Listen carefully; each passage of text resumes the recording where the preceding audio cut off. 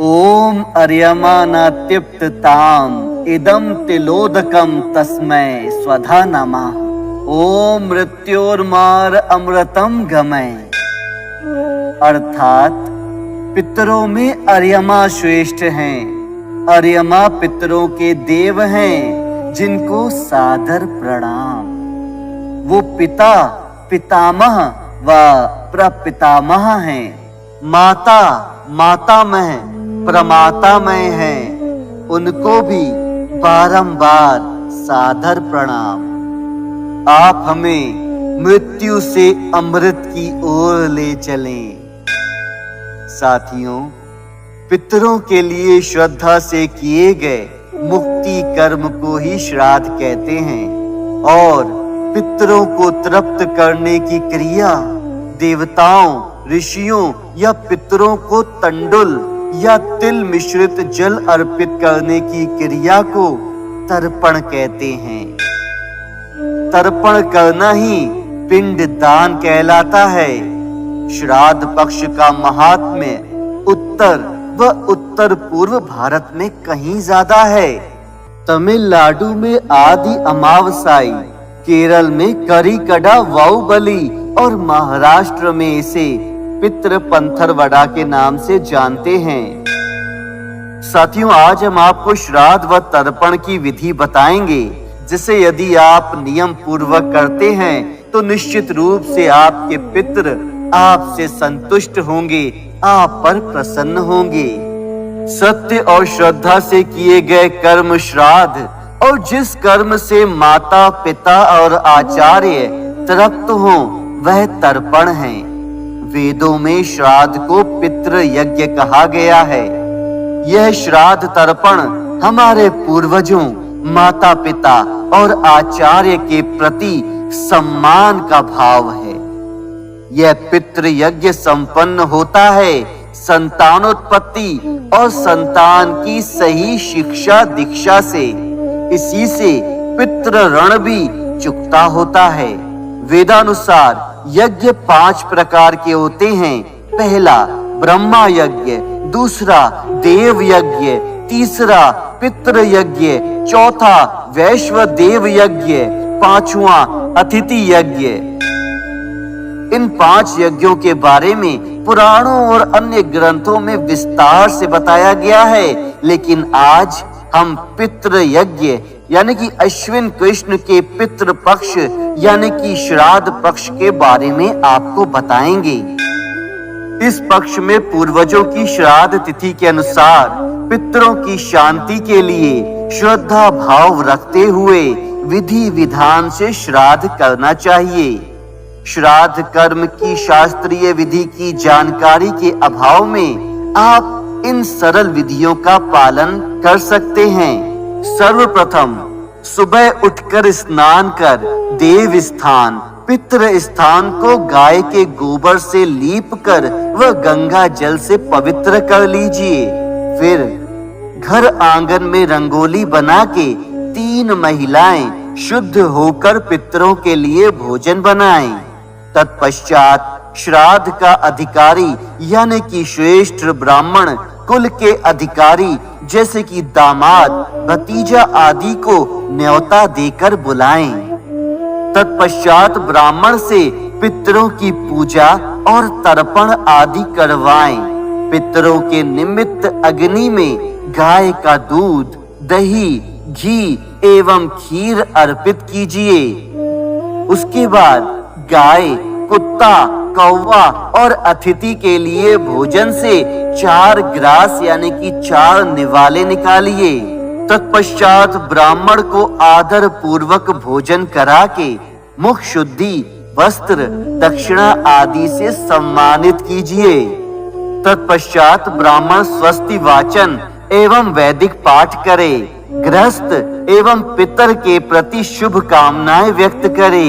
उसके बाद घर में किए गए श्राद्ध का पुण्य तीर्थ स्थल पर किए गए श्राद्ध से 8 गुना अधिक मिले, इसकी भी प्रभु से प्रार्थना करें। भक्तों, यदि आर्थिक कारण या अन्य कारणों से कोई व्यक्ति बड़ा श्राद्ध नहीं कर सकता है, लेकिन अपने पितरों की शांति के लिए वास्तव में कुछ करना चाहता है, तो उसे पूर्ण श्रद्धा भाव से अपने सामर्थ्य अनुसार उपलब्ध वस्तुएं, अन्न, साग, पात, फल और जो भी संभव हो सके उतनी दक्षिणा किसी ब्राह्मण को आदर भाव से दे देनी चाहिए।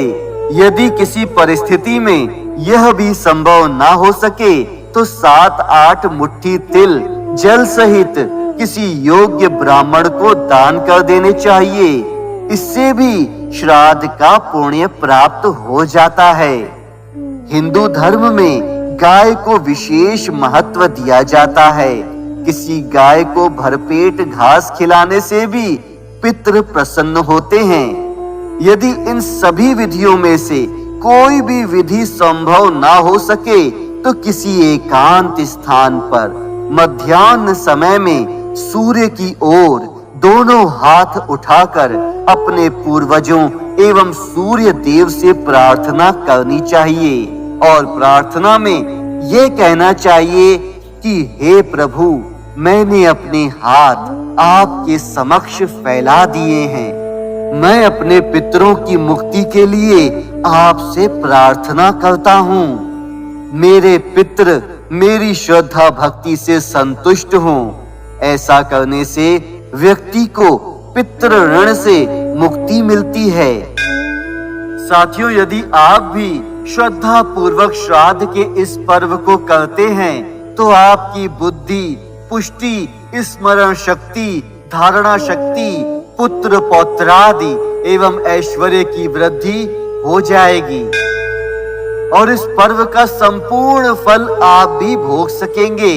ऐसी ही और बहुमूल्य जानकारियां पाने के लिए हमारे चैनल को सब्सक्राइब कीजिए। धन्यवाद। ओम अर्यमानात्युक्तताम इदं तिलोदकम तस्मै स्वधा नमः। ओम मृत्योर्मार अमृतम गमय। अर्थात पितरों में अर्यमा श्रेष्ठ हैं। अर्यमा पितरों के देव हैं जिनको सादर प्रणाम। वो पिता, पितामह व प्रपितामह हैं। माता, मातामह, प्रमातामह हैं। उनको भी बारंबार सादर प्रणाम। आप हमें मृत्यु से अमृत की ओर ले चलें। साथियों, पितरों के लिए श्रद्धा से किए गए मुक्ति कर्म को ही श्राद्ध कहते हैं और पितरों को तृप्त करने की क्रिया देवताओं, ऋषियों या पितरों को तंडुल या तिल मिश्रित जल अर्पित करने की क्रिया को तर्पण कहते हैं। तर्पण करना ही पिंड दान कहलाता है। श्राद्ध पक्ष का महात्म्य उत्तर व उत्तर पूर्व भारत में कहीं ज्यादा है।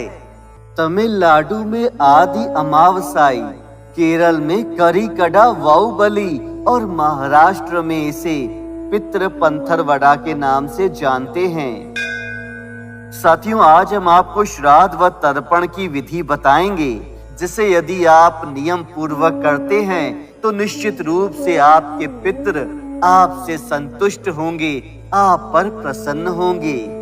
सत्य और श्रद्धा से किए गए कर्म श्राद्ध और जिस कर्म से माता, पिता और आचार्य तृप्त हों वह तर्पण है।